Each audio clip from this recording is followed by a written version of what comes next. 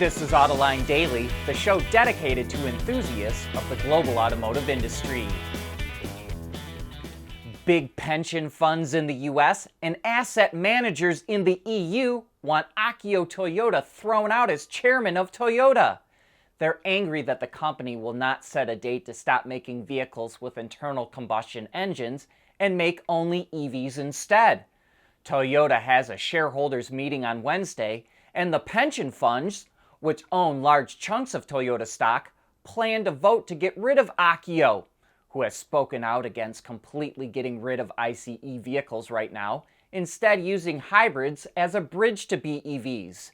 In any case, there's not a snowball's chance in hell that shareholders will vote to remove Akio. Last year, he was re-nominated chairman with a 96% approval. Chinese automaker Nio has earned the respect of many legacy automakers for its design, technology, and innovation. Some even say its electric cars are as good as anything from Mercedes-Benz. But Nio is running into problems in China. Its monthly sales are down almost 50% from their peak in February. It's cutting the price of its cars by over $4,000, and it will eliminate free battery swapping. It posted a net loss in the first quarter that was 2.5 times worse than the year before, which will probably hurt profitability even more.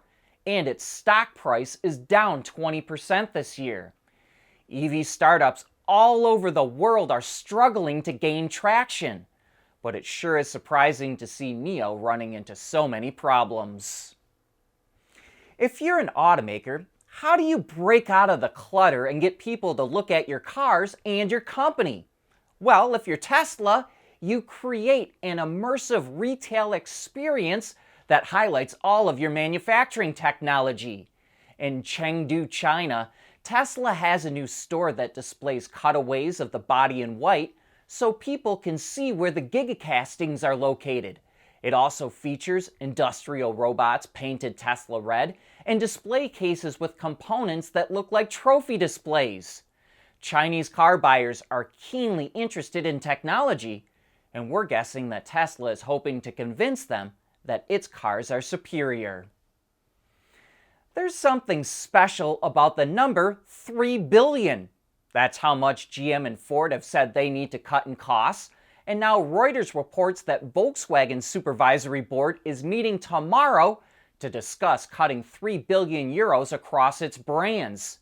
CEO Oliver Blume reportedly wants to curb duplicate development work and make better use of its German plants, particularly at VW and Audi. Automakers are seeing their profit margins stagnating and want to cut costs to get them higher. Despite being part of the same group, there's always been a clear delineation between the Hyundai and Kia brands, even a little healthy competition. But that competition is turning into collaboration. They're creating a new independent business called the Alliance Tech Organization that will be in charge of all vehicle research and development, including EVs, software, and technology. Vehicles from Hyundai, Kia, and Genesis will now be grouped together into classes to help speed up development.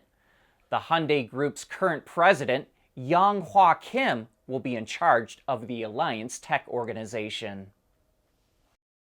We want to know what drives your testing. OTA, connected car, diagnostics, remote testing. Intrepid Control Systems is here to help you work from anywhere. Intrepid Control Systems, driven by your data.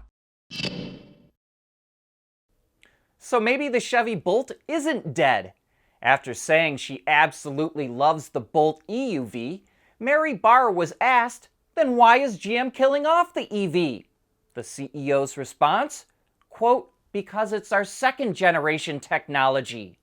She then goes on to say how there's a 40% reduction in battery cost between Ultium and the current Bolt platform, and how GM is leveraging vehicle names that are well understood, and how Bolt has built up a lot of loyalty. Barra continues with she can't say more because she doesn't talk about future vehicle programs, but then says it was primarily a move from the second generation to the third generation and calls the Bolt an important part of GM's portfolio. That seems like a lot of hinting at a new Bolt to me. Last year, Bolt sales topped 38,000 units, which is only a few thousand more than the Corvette. But with increased production, GM expects to make about 70,000 Bolts in 2023. VW could be coming out with an electric Beetle. It's sponsoring a kids' superhero movie where the main characters will drive cars from VW's ID family of EVs, and one of those is an electric Beetle concept. It's also fitting that the superhero's name is Ladybug. But if I'm not mistaken, I think this is the first time VW has shown an ID Beetle. Have you ever heard of an organization called CharIn? Neither had we until Ford and General Motors announced they're going to adopt Tesla's NACS charging standard. That's when CharIn, which established the CCS charging standard, protested that Tesla's system is not really a standard. CharIn is a global association focused on all forms of electric transportation and has over 320 members. And it wants Tesla to submit its system to organizations that set standards like the ISO, the SAE, or the IEEE to ensure that Tesla's system offers reliability, safety, and adaptability. But maybe CharIn was not aware that Tesla was part of the SAE's efforts to establish the J1772 2009 charging standard for North America. That was over a decade ago, and the way we hear it, no one on the SAE committee was interested in Tesla's suggestions. So, while they went off and eventually developed the CCS plug that are widely used today, Tesla went off and developed its own system. And now it looks like Tesla's system is going to become the North American standard, whether CharIn wants to call it a standard or not. And by the way, Tesla is going to earn billions by opening up its supercharger network to other brands. According to Piper Sandler, the company will make $3 billion in charging revenue from non-Tesla brands by 2030 and $5.4 billion by 2032. GM and Ford recently announced plans to adopt Tesla's North American charging standard, and we think other automakers will do the same. And that brings us to the end of today's show. Thanks for tuning in.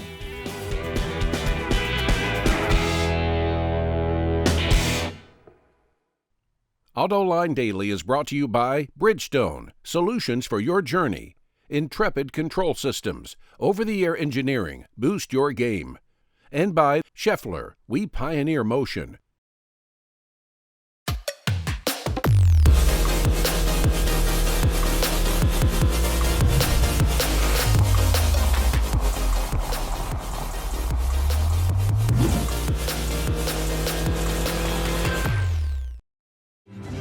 At Schaeffler, we pioneer motion. Electrifying mobility, manufacturing smarter, reducing CO2 emissions, making energy production clean. Schaeffler pioneers motion to advance how the world moves.